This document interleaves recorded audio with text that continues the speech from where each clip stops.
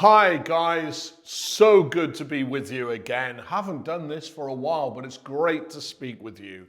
You are our heroes, you who are out away from our established churches but are making a difference where you are all around the world. We love to connect with you and to speak to you, and this is a privilege that I get to do again today.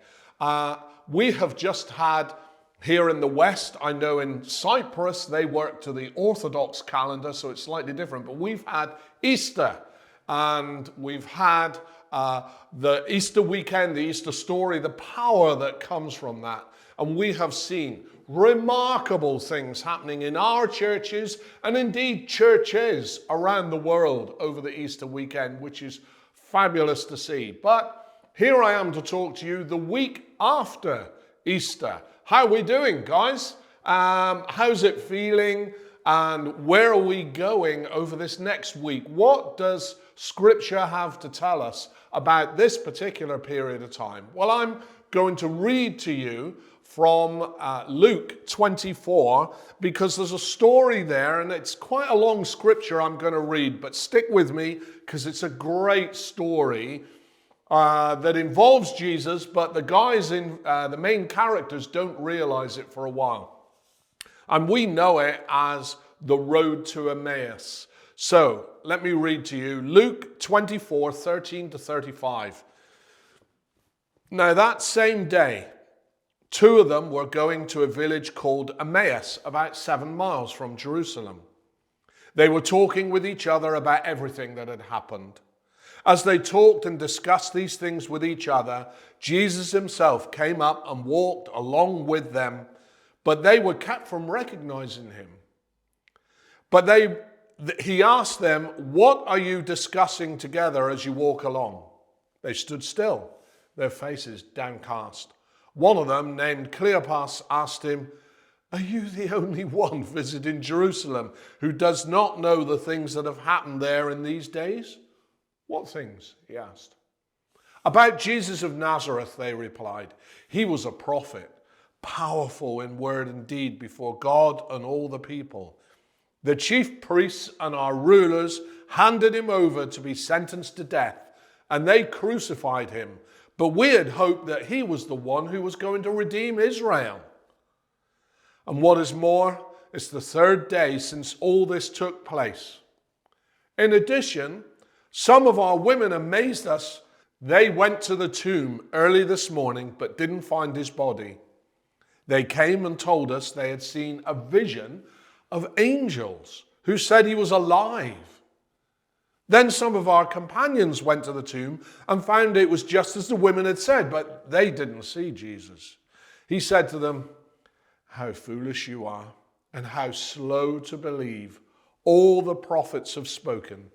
Did not the Messiah have to suffer these things and then enter his glory?'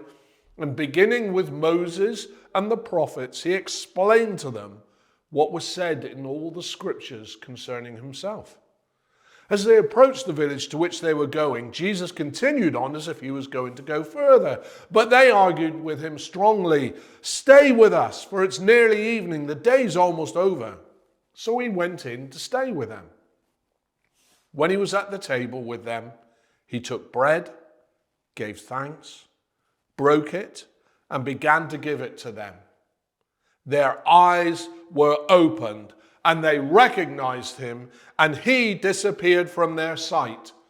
They asked each other, 'Were not our hearts burning within us while he talked with us on the road and opened the scriptures up to us?' They got up and returned at once to Jerusalem. There they found the 11 and those with them assembled together, saying, 'It's true!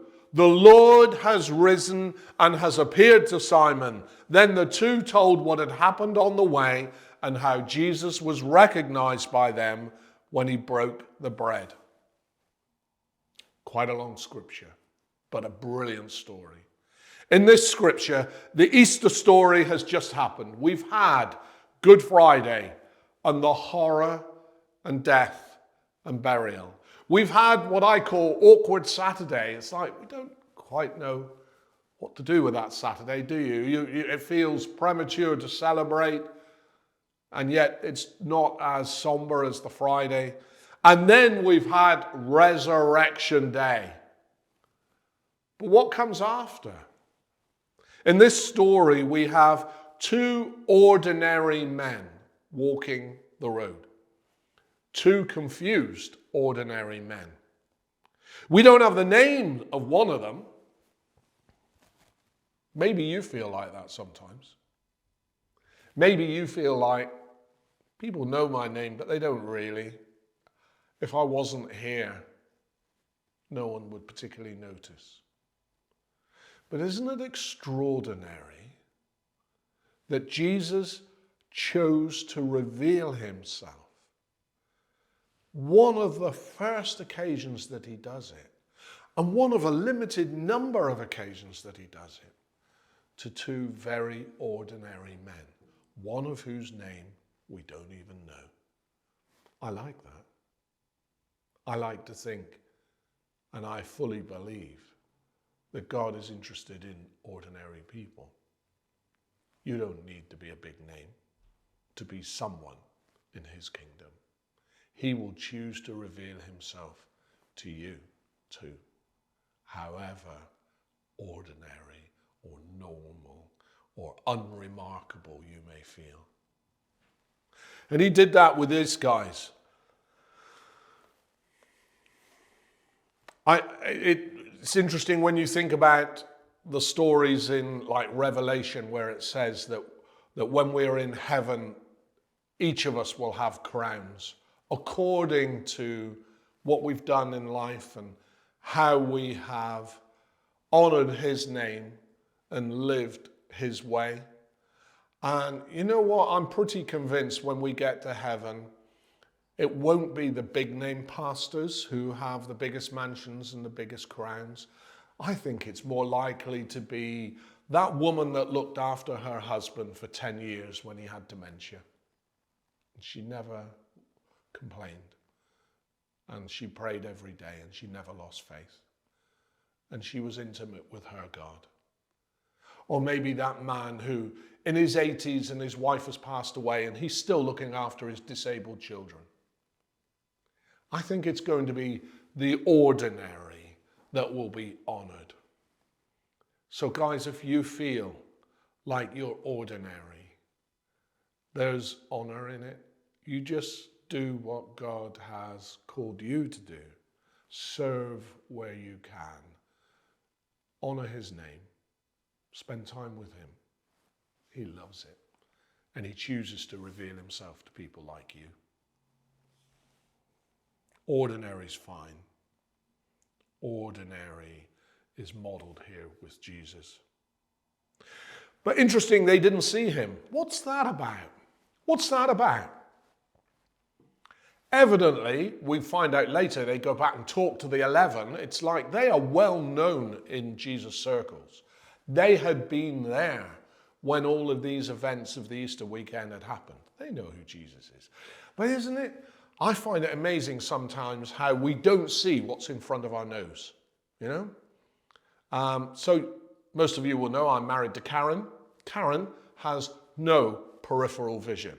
I swear, no peripheral vision whatsoever.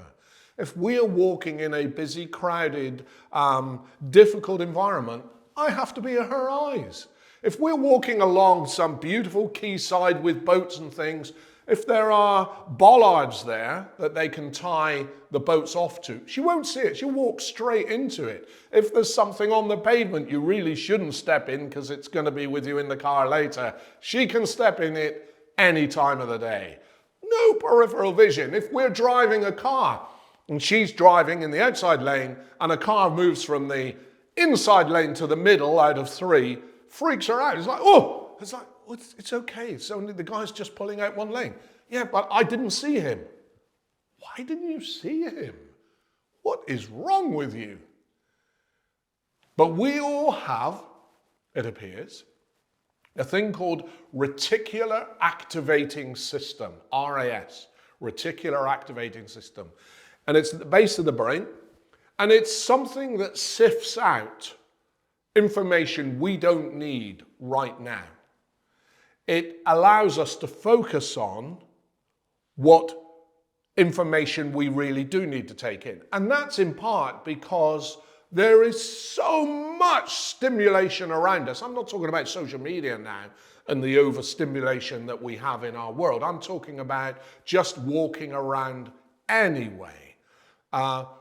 If you are walking in the country, how many leaves are on that tree? How much is the wind blowing? What's under that tree? What about the other tree? What about all the trees? What about the path? What about the stones? We cannot take in every piece of information. And so our reticulator activating system enables us to see and to perceive what we need to. Is there anything of danger? Comes straight to the top of the list. Is there anything of particular interest? Comes towards the top of the list. Is there something we need for the activity we're involved in? So if you're walking on a path in the countryside, you need to know where the path is going. And so almost subconsciously, your RAS is filtering out the stuff we don't need and putting in the stuff we do need. And I've heard it said that in some situations with autism, people have a faulty RAS. And so there's so much stimulation coming at that person that they can't sift it and work out what is helpful information and what is dispensable. But I think for some of us, our RAS, activating system, sifts out something that would be useful. Or we become familiar with, and so we don't take much notice of the familiar. An example, a while back, my father came to our house, and it being somewhat in his nature to do this, picked up on 2 or 3 DIY type jobs that I need to do around the house to get it straight and to be in better condition. Well, thanks for that advice, Dad. That's great. He's still waiting for me to grow up, by the way. Oh, that's a long journey. So in my 60s, and he still wants me to grow up. But anyway, I go back to their house, which is a farmhouse in Devon, in England. I go back to their house. The first door handle you touch is on a little extension on the side of the farmhouse. And that door handle has been hanging off for 30 odd years, 30 plus years. From when I first left home 36, 37 years ago, that door handle's been the same. It's been broken all that time. He hasn't seen it. He doesn't see it because he's familiar with it. Isn't that the way sometimes things that you become over familiar with, you just don't see it anymore? And that, I think, is interesting in terms of what we don't see that we're familiar with, but also maybe we allow the reticular activating system to trick us a little because there are things we don't really want to see either, things we don't want to become aware of. So these guys are walking along with Jesus and can't recognize him. But you see, they were waiting for a kingdom to come. And they were waiting for a kingdom that, in their frame of reference, would look very much like the kingdom that King David had had and Solomon had had when the Jewish nation ruled the known world. They could get rid of the Roman oppressors that had come with the Roman Empire and subjugated the people of Israel. They wanted rid of that and to be in charge again, to have a kingdom of might and of politics and of power. That's what they're looking for. So anything that doesn't exactly look like that gets filtered out. And I don't know about you, but I think I can be like that as well. I remember when Karen and I I'm going back well over 20 years now. And we were very unhappy in the church situation that we were in. We were a part of a different church. I'd been a part of the leadership there and no longer was. And we were just dissatisfied. The vision was not capturing us. We didn't feel there particularly was a vision. So, what to do? We went one evening to a prophetic evening at New Life Church in Leominster with Pastor Gary and Heather. And so we go along there, and there's a guy, an American prophet that many of you will have heard of called Clem Ferris. And he's there prophesying. And we just sit at the back because we're just visiting. This is for their church. And to our embarrassment, Clem pulls Karen and I out, gets us to the front, prophesies over us, and says various things to us that in Pastor G&H's mind was like, oh, this is brilliant. God is telling him to come and join us. We're so pleased. We can't wait for this to happen. And then it didn't happen because I hadn't heard it that way.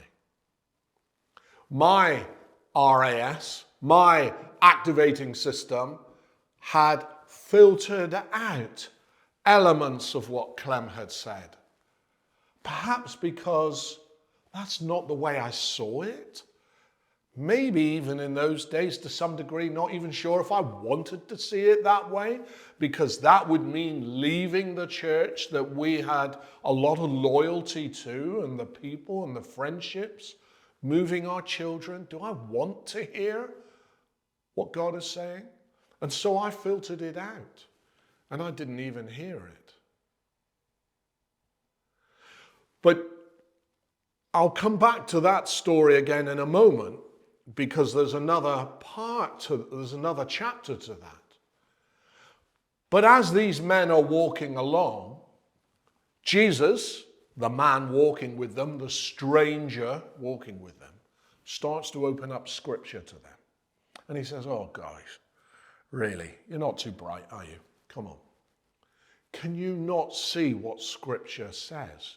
And these guys would be soaked in what we know as the Old Testament. They would have had all the words of the prophets, all the words of the early fathers, Moses. They would know them intimately. But Jesus puts a different light on those same words. He says, look, there's this bit, and this, and this. Can't you see? This is leading to what has just happened over these last few days. This is what Scripture said would happen to the Messiah. Scriptures like Isaiah 53, 4 and 5, 53, 4 and 5. Surely he took up our pain and bore our suffering. And yet we considered him punished by God, stricken by him and afflicted. But he was pierced for our transgressions. He was crushed for our iniquities. The punishment that brought us peace was on him, and by his wounds we are healed. And he opens up these scriptures to them and explains as he's going along, this is speaking of the Messiah. This is speaking of what just happened. And these guys are like, wow, whoa, this is, whoa. Now, it's not immediately like 2 and 2 made 4, but it's as if 2 and 2 opened the door. Oh, there you go, poetry. 2 and 2 opened the door to their heart. It started to do something in them. And as we will see in a moment, when he does reveal himself, it's like, oh, whoa, yeah, right. Isn't that interesting? All the way along the road when he was talking those things, it was like, I'm coming alive here. This is burning. This is resonating. This is ringing a bell. And yet they still didn't quite get what was going on. And they still hadn't quite piece together who this man is. But they invite him in, and he comes with them. And they come to a table. And that's why I've laid this out today. Something remarkable happens around tables. When you start to eat and drink and share,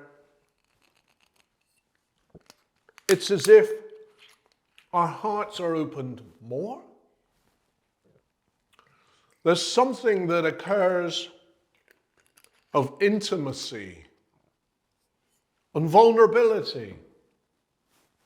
It's really hard to keep your fences up when you're eating together. Pastel de nata, the finest things to come out of Portugal since Cristiano Ronaldo, possibly since Liliana Silva, now Liliana Greeno, who's our pastor in Limassol. Guys, I'm sorry, I know I'm speaking, but it would be rude not to.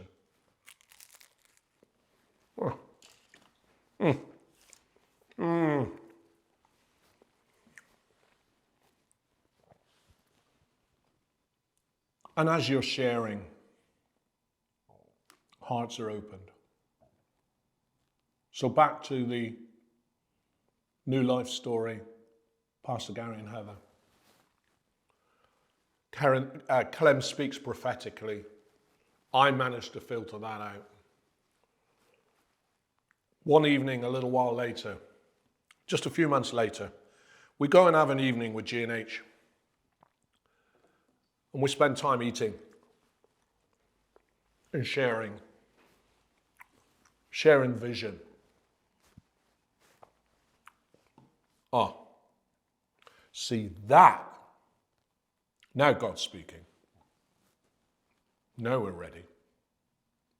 Oh my goodness, this makes sense. And for those of you who've ever had the privilege and the opportunity to spend an evening with them, not surprisingly, I think we got home somewhere near 2 a.m. Wow, it's a long night of talking. But vision was shared. What the prophet had said rang bells. Now, oh my word, this is the way forward. And so we made that jump.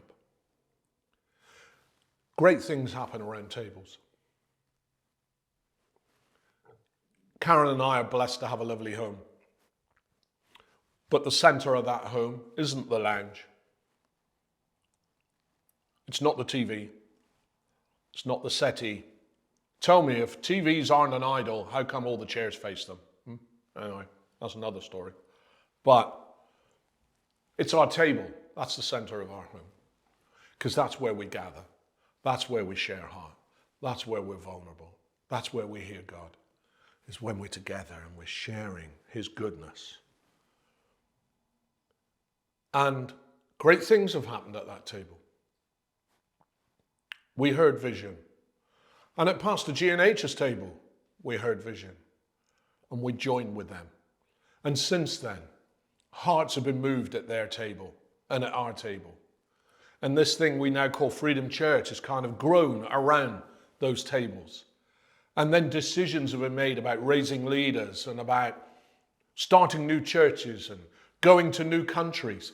All really have happened around tables. And after the whole walk, two ordinary, confused men hearing scripture, brought alive, explained to them so that it makes sense. At the table, He's revealed to them. Oh, it's Him. Oh my goodness. What the women had said, what Simon had said, He's alive. Now it makes sense. Weren't we excited as we were walking and He was explaining? It was like, yeah, Yeah, I get this. No! He's revealed. At the table, he reveals himself to them, and they come to realize this is the Christ, this is Jesus. He is alive, he is risen. How wonderful is that? And what do we do with that? What's our only reasonable response?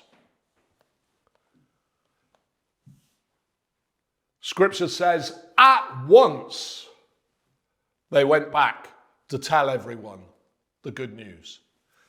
They went back to the other disciples to confirm, yes, we have seen him. Yes, he's alive. And I'm thinking,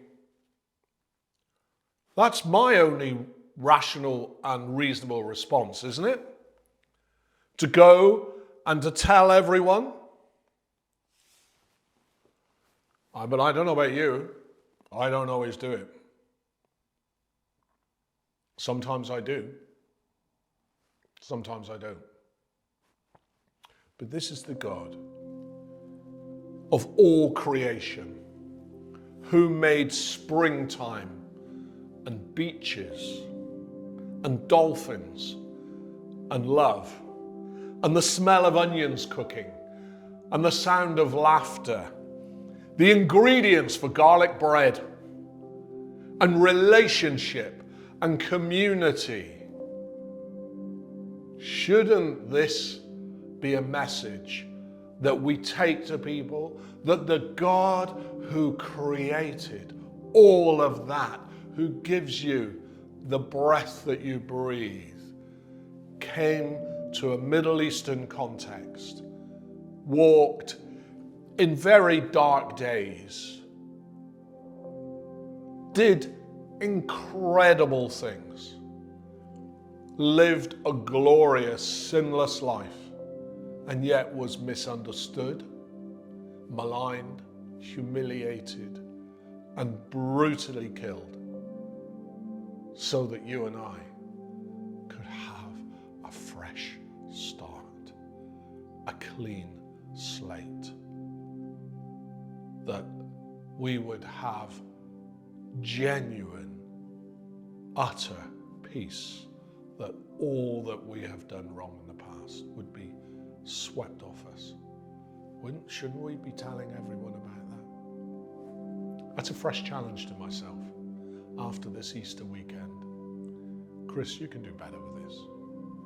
Chris, you can honor him more with this than you have today. I want to be more faith-filled and bold and adventurous in what I do and how I respond to the gift that he's given me. So, some thoughts, some questions I want to leave with you today. Number one, who or what have you been dismissing? Remember that door handle of my father's farm? He doesn't see it because he's lived with it for over 30 years. What are you over familiar with and you dismiss?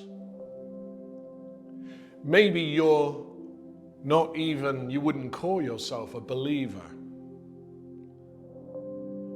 but someone has invited you to watch this today. Maybe you've been dismissing that message, that person, because they're ordinary, because you can't quite see it. Open your eyes. Open your heart. Number two, what is your heart warming to?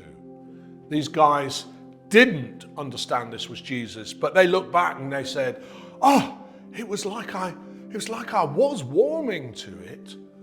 There was a bell that was ringing that was familiar.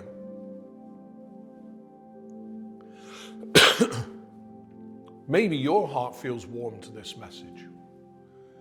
Maybe you have had a challenge to do something particular or specific for God where the bell's been ringing. And you know it, but you've been filtering it. It's as if you don't really want to hear it. Thirdly, what's your response to that warning? If he's knocking at your door, answer. Fourth, where does your table fit? If you have a table,